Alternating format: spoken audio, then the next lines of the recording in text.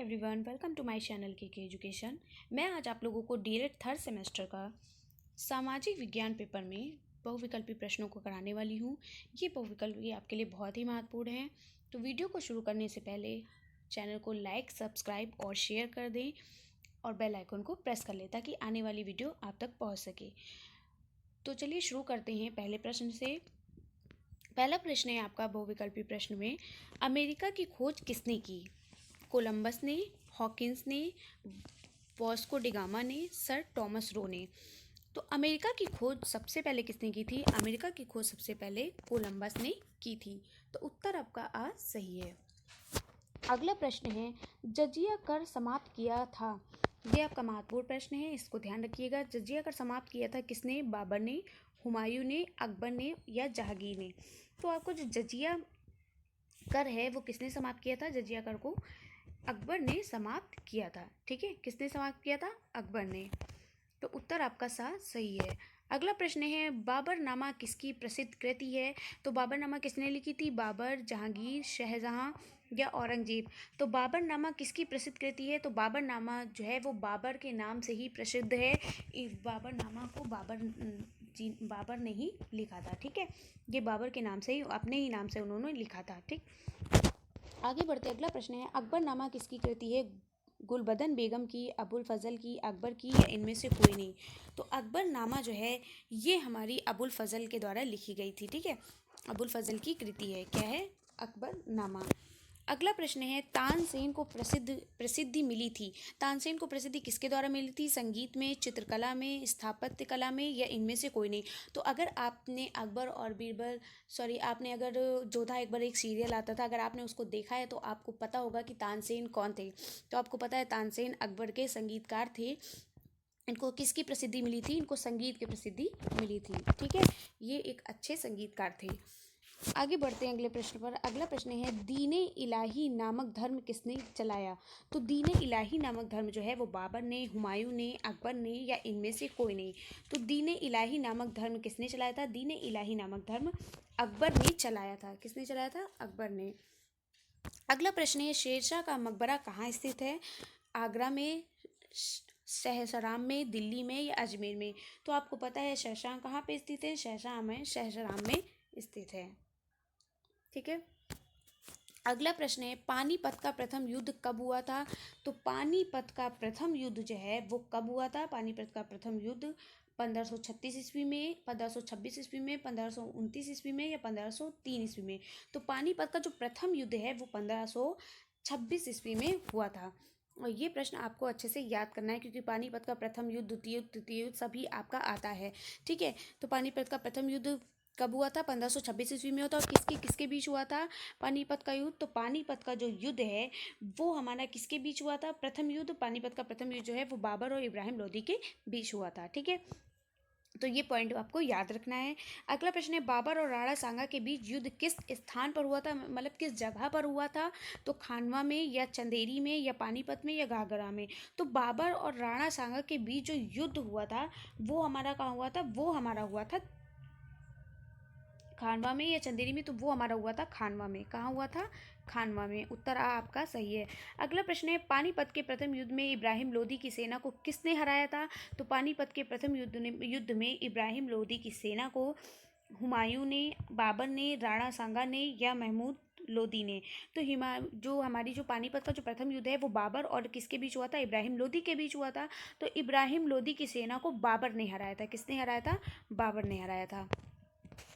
अगला प्रश्न है, बाबर ने अपनी आत्मकथा तुजुके बाबरी किस भाषा में लिखी थी? बहुत ही महत्वपूर्ण प्रश्न है आपका। तुर्की, फारसी, उर्दू या हिंदी। ये आपका 2019 में पूछा गया था। ठीक है, तो इसको ध्यान रखना है कि बाबर ने अपनी आत्मकथा तुजुके बाबरी किस भाषा में लिखी थी। ये 2019 में पूछा गया था। तो किस भाषा में लिखी थी बाबर ने अपनी आत्मकथा तुर्की भाषा में लिखी थी। अगला प्रश्न है, मराठा साम्राज्य के प्रथम शासक थे शिवाजी, संभाजी, शाहजी भोसले या जीजाबाई। ठीक है, तो मराठा साम्राज्य के जो प्रथम शासक थे वो हमारे थे शिवाजी। शिवाजी जो थे के प्रथम शासक थे? मराठा साम्राज्य के प्रथम शासक थे। अगला प्रश्न है, कन्नौज के युद्ध में हुमायूं पराजित हुआ क्योंकि शेरशाह की सेना अधिक शक्तिशाली थी। हुमायूं की सेना से बगावत कर दी। हुमायूं की युद्ध करने की पद्धति अच्छी नहीं थी। बरसात हो जाने के कारण युद्ध में तोप खाना व्यर्थ सिद्ध हुए। तो कन्नौज में जो युद्ध हुआ था, उस कन्नौज के युद्ध में हुमायूं पराजित हुआ था क्योंकि बरसात हो जाने के कारण क्या हुआ था, युद्ध में जो तोपें जो थी वो जो है वो खराब हो गई थी। ठीक है, इसी वजह से जो हुमायूं की जो युद्ध हुआ था कन्नौज में, जो हुमायूं ने युद्ध किया था वो पराजित हो गया था। किसकी वजह से? बहुत ज़्यादा बारिश होने लगी थी और उनकी जो तोपें थी वो खराब हो गई थी, इसलिए वो उस युद्ध में क्या हुए थे, पराजित हो गए थे। ठीक है, हार गए थे। अगला प्रश्न है, शाहजहां के राजकवि पंडित जगन्नाथ द्वारा रचित पुस्तकें थी रस गंगाधर, गंगा लहरी, आ और बादोनू, या इनमें से कोई नहीं।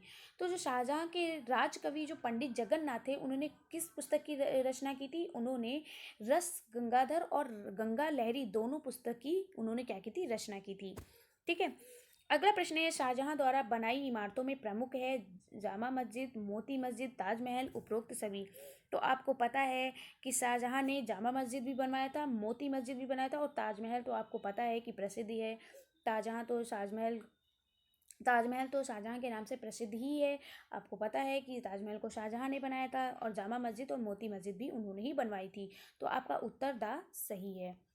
अगला प्रश्न है, औरंगजेब और शिवाजी के बीच पुरंदर की संधि कब हुई? तो जो औरंगजेब और शिवाजी के बीच पुरंदर की संधि हुई थी वो 1660 ईस्वी में, 1662 ईस्वी में, 1665 ईस्वी में, या इनमें से कोई नहीं। तो औरंगजेब और शिवाजी के बीच जो पुरंदर की जो संधि हुई थी वो हुई थी 1665 ईस्वी में हुई थी। अगला प्रश्न है, दादा कोंडदेव कौन थे? शिवाजी के पिता थे, या शिवाजी के शिक्षक थे, या शिवाजी के सेनापति थे, या शिवाजी के प्रधानमंत्री थे? तो जो दादा कोंडदेव थे वो कौन थे? वो शिवाजी के शिक्षक थे। कौन थे? शिवाजी के शिक्षक थे, यानी टीचर थे। आगे अगला प्रश्न है, शिवाजी के मंत्री परिषद में कितने सदस्य थे? 6, 8, 10 या 12? तो शिवाजी के मंत्री सदस्य में कुल 8 सदस्य थे। ये बहुत ही महत्वपूर्ण प्रश्न है, इसको भी ध्यान दीजिएगा। शिवाजी की राजधानी कहाँ थी? पुरंदर में, रायगढ़ में, सिंहगढ़ में, या पुणे में? तो जो शिवाजी की जो राजधानी थी वो हमारी कहाँ थी? वो हमारी रायगढ़ में थी। ठीक है, तो शिवाजी की राजधानी कहाँ थी? रायगढ़ में। अगला प्रश्न है, वास्को डिगामा भारत कब आया? तो 1498 ईस्वी में, 1400 ईस्वी में, 1700 ईस्वी में, या 1591 ईस्वी में? तो वास्को डिगामा जो थे वो भारत कब आया था? वास्को डिगामा भारत 1498 ईस्वी में आया था। ठीक है, कब आया था? 1498 ईस्वी में। अगला प्रश्न है, डच किस द्वीप समूह से होकर भारत आए? मलय द्वीप, दमन द्वीप, डार्क द्वीप, या इनमें से कोई नहीं? तो बहुत ही महत्वपूर्ण प्रश्न है, ये वेरी वेरी इंपॉर्टेंट क्वेश्चन है, इसको ध्यान रखिएगा कि डच किस महाद्वीप समूह से होकर भारत आए? तो डच जो थे वो मलय महाद्वीप समूह से होकर भारत आए। अगला प्रश्न है, भारत के मार्ग की खोज किसने की? कोलंबस ने, वास्को डिगामा ने, मैगलन ने, या पिजारो ने? तो भारत के जो मार्ग की जो खोज थी वो हमारे वास्को डिगामा ने ही की थी। किसने की थी? वास्को डिगामा ने। अगला प्रश्न है, ईस्ट इंडिया कंपनी की स्थापना हुई थी 1608 ईस्वी में, 1700 ईस्वी में, 1600 ईस्वी में, या 1526 ईस्वी में? तो ईस्ट इंडिया कंपनी की जो स्थापना हुई थी वो हमारी हुई थी 1600 ईस्वी में। अगला प्रश्न है, डचों ने पुर्तगालियों को हराकर माल्टा पर अधिकार कब किया? 1500 ईस्वी में, 1551 ईस्वी में, 1641 ईस्वी में, या 1600 ईस्वी में? तो जो डचों ने पुर्तगालियों को हराकर जो माल्टा पर अधिकार किया था वो किया था 1500 ईस्वी में। कब किया था? 1500 ईस्वी में।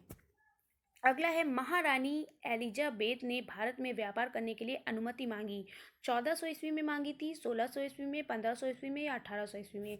तो जो महारानी एलिजाबेथ थी इन्होंने भारत में व्यापार करने के लिए जो अनुमति मांगी थी वो मांगी थी 1600 ईस्वी में। कब मांगी थी? 1600 ईस्वी में। अगला प्रश्न है, बक्सर का युद्ध हुआ। बहुत ही महत्वपूर्ण प्रश्न है, इस प्रश्न को ध्यान दीजिए, और जितने भी मैं आपको महत्वपूर्ण प्रश्न कहती जा रही हूँ तो उसको अच्छे से ध्यान दीजिएगा। वैसे तो पेपर की दृष्टि से ये सभी प्रश्न महत्वपूर्ण हैं, इसीलिए हम इनको लेकर आए हैं। अगर ये महत्वपूर्ण नहीं होते तो हम क्यों लेकर आते? ठीक है, तो ये हर एक प्रश्न आपके लिए बहुत ही महत्वपूर्ण है। अगर एक बार आपको वीडियो में प्रश्न नहीं याद होता तो आप इस वीडियो को बार बार देखिए जब तक आपको प्रश्न रट ना जाए।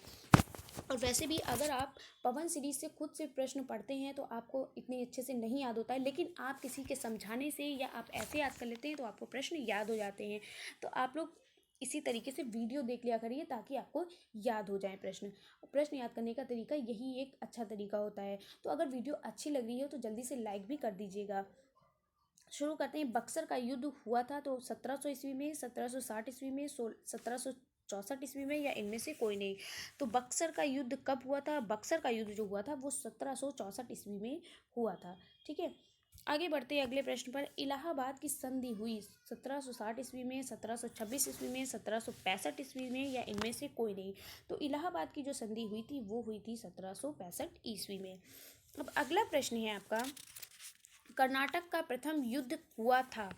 तो कर्नाटक का प्रथम युद्ध कब हुआ था? 1746 से 48 ईस्वी में, 1506 से 39 ईस्वी में, 1819 में, या 1700 ईस्वी में।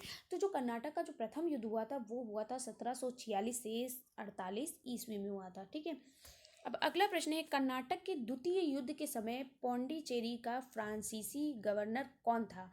Lord Calis, Dupleix, Lord Clive, या एलिजाबेथ। तो कर्नाटक के जो द्वितीय युद्ध के समय जो पौंडीचेरी का जो फ्रांसीसी गवर्नर था वो कौन था? वो फ्रांसीसी गवर्नर हमारा डुप्ले था। कौन था? डुप्ले। अगला प्रश्न है, डुप्ले को फ्रांस वापस कब बुलाया गया? 1754 में, 1859 में, 1450 में, या 1509 में।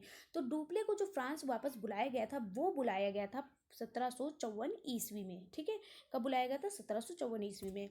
अगला प्रश्न है, 1763 ईस्वी में फ्रांसीसियों को उनकी वस्तुएं किस शर्त पर वापस क्या की गई? किस शर्त पर वापस की गई थी? ठीक है, तो जो 1763 ईस्वी में जो फ्रांसीसी को उनकी वस्तुएं युद्ध नहीं करेंगे इस शर्त पर वापस की गई, या व्यापार नहीं करेंगे, या किलेबंदी नहीं करेंगे, या कर्ज नहीं देंगे।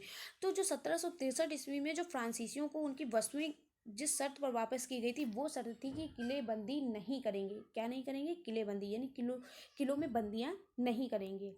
इस शर्त पर वापस की गई थी। फिर अगला प्रश्न है, प्लासी का युद्ध किस किस के बीच हुआ? बहुत ही इंपॉर्टेंट प्रश्न है प्लासी का युद्ध। प्लासी का युद्ध किस किस के बीच हुआ? शाहजहां और मराठा, अकबर और अंग्रेज, टीपू और अंग्रेज, सिराजुद्दौला तथा क्लाइव के बीच। तो जो प्लासी का युद्ध हुआ था वो हुआ था सिराजुद्दौला और क्लाइव के बीच हुआ था। ठीक है, अगला प्रश्न है, सिराजुद्दौला और क्लाइव के बीच प्लासी का युद्ध कब हुआ? 1700 में, 1750 में, 1757 में, या इनमें से कोई नहीं। तो सिराजुद्दौला और क्लाइव के बीच जो युद्ध हुआ था वो हमारा हुआ था 1757 में हुआ था। ठीक है, अगला प्रश्न है, लॉर्ड वेलेस्ली भारत का गवर्नर जनरल कब बना? 1792 ईस्वी में, 1798 ईस्वी में, 1810 ईस्वी में, या 1790 ईस्वी में। तो लॉर्ड वेलेस्ली भारत का गवर्नर जो बना था वो बना था 1798 ईस्वी में। कब बना था? 1798 ईस्वी में।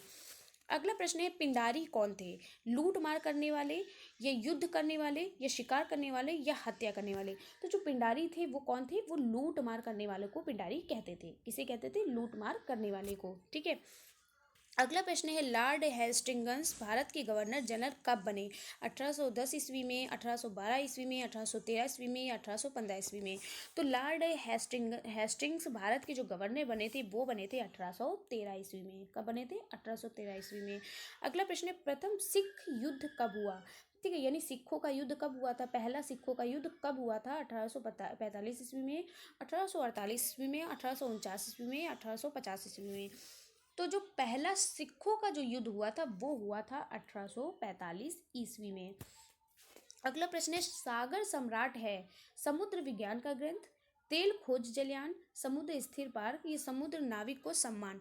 तो जो आपका जो सागर सम्राट है वो क्या है? वो है तेल खोज जलयान। क्या है? तेल खोज जलयान।